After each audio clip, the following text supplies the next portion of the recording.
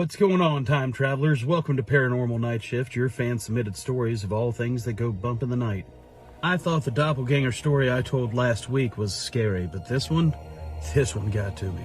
Let's get right to it. This one comes from Rob and Susan from Appalachia, North Carolina. My wife and I were college sweethearts, and we ended up working for the same company. COVID hit, and we both got laid off and decided that it was time for us to unplug, unwind, go off the grid, you know?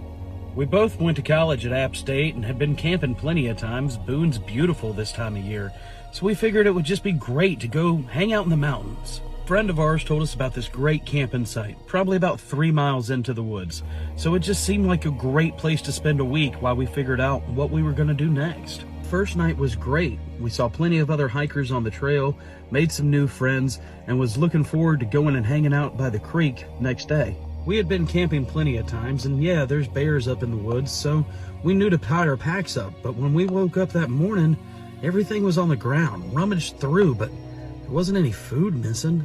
In fact, nothing was missing. It was just like somebody had gone up there, pulled them down, and threw things everywhere. We didn't think anything about it and went down to the creek, but it became really clear that we were the only people there. There were so many people on the trail yesterday. Where had everybody gone?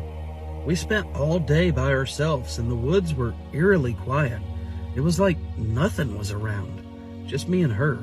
The next morning, we woke up and just something felt off. My wife and I never argue, but we completely just were so irritable with each other, frustrated with each other. We got dressed, and I decided that I was going to go hang out by the creek by myself, because my wife just wanted to sit in the tent and read a book. Maybe we needed a little bit of space. Both of us just lost our jobs, and you could tell that we were just pretty frustrated in general, and now this spooky stuff happening in the woods wasn't helping anything. I'm down at the creek for about 15 minutes, and down the road comes my wife. Hey, I thought you were staying behind. Did you not hear me? Did you change clothes so you could get wet? That's the stuff you were wearing yesterday. I thought you were staying behind. Oh, you must still be mad at me. We're going to play the whole silent treatment game? Well, the water's great. Come on in. Deafening scream filled the air. I can still feel my ears ringing when my wife yelled at me, "Run!" That thing that looked just like my wife was charging right at me. But at the top of the hill, my real wife, she was there waiting, pistol in hand. Dots filled the air, and I saw my wife. Her head was bleeding.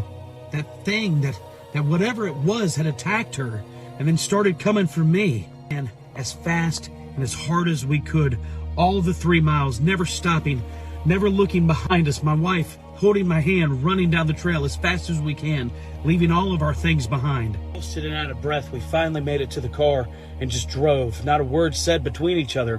What was that thing? My wife finally answered. She said, "Once you had left, a couple minutes later, I heard your voice. You were asking me to come out and come with you. But when I opened the tent, you were nowhere to be found. I turned around to go back in the tent, and something just hit me. It hit me so hard. When I looked up, I saw myself laughing. I knew whatever it was coming for you next. I tried as quickly as I could to get down there to you."